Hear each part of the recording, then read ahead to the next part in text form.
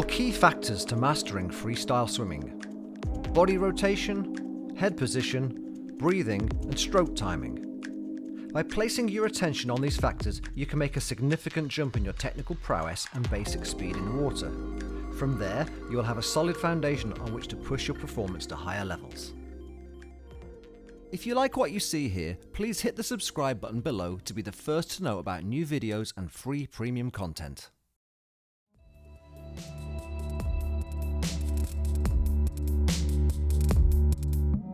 During freestyle swimming, the body is always rotating evenly through the shoulders and hips around a central axis.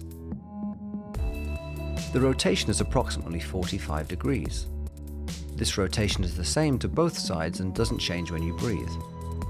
Swimming using a front snorkel with a pool buoy and ankle band is a great way to train this rotation pattern.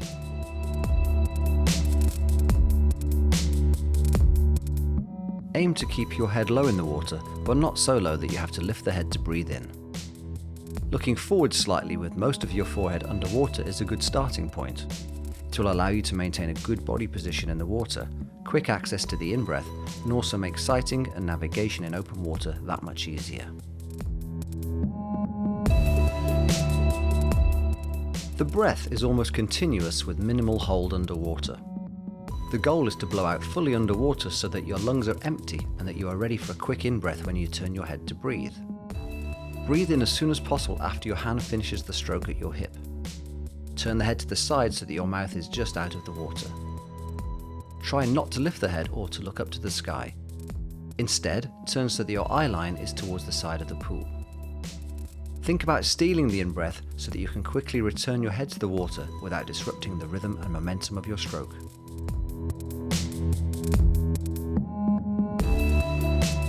During freestyle swimming, there is always at least one hand out in front of your head. You can see this most clearly when viewing the stroke from the side. Aim to hold the water out in front of you while the other arm is recovering above the water.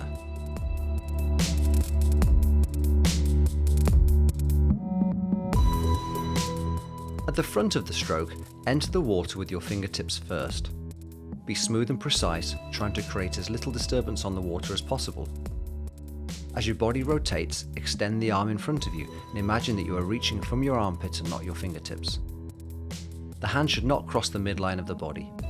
Aim to enter the water directly in front of the respective shoulder.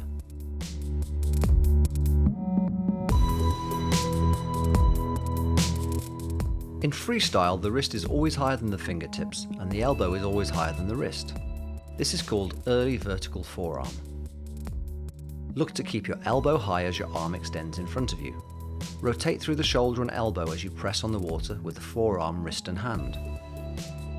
Think about reaching down and over something that is out in front of you. In pool swimming, the catch happens approximately 6 to 12 inches below the surface of the water. In the open water, you can enter deeper out in front of you and catch lower to avoid the water that has been disturbed by the kick of the swimmers in front of you.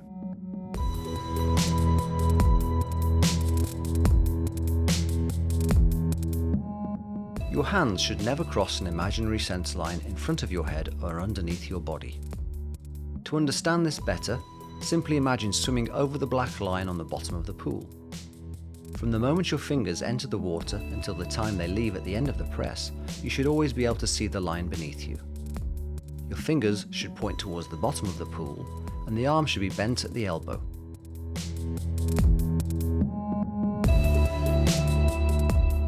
Extend your arm as you finish the stroke, pushing backwards and not upwards as you exit the water.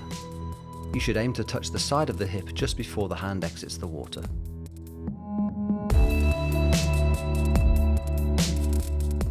As your arm exits the water at the hip, bend your elbow and roll through the shoulder, allowing for an easy recovery above the water. Remember that the elbow is always higher than the wrist, and the wrist is always higher than the elbow. This sets you up for a smoother fingertip entry. In the open water, you may find that you need to be more energetic with the recovery part of the stroke to counteract the restrictions of your wetsuit and the choppy nature of the water.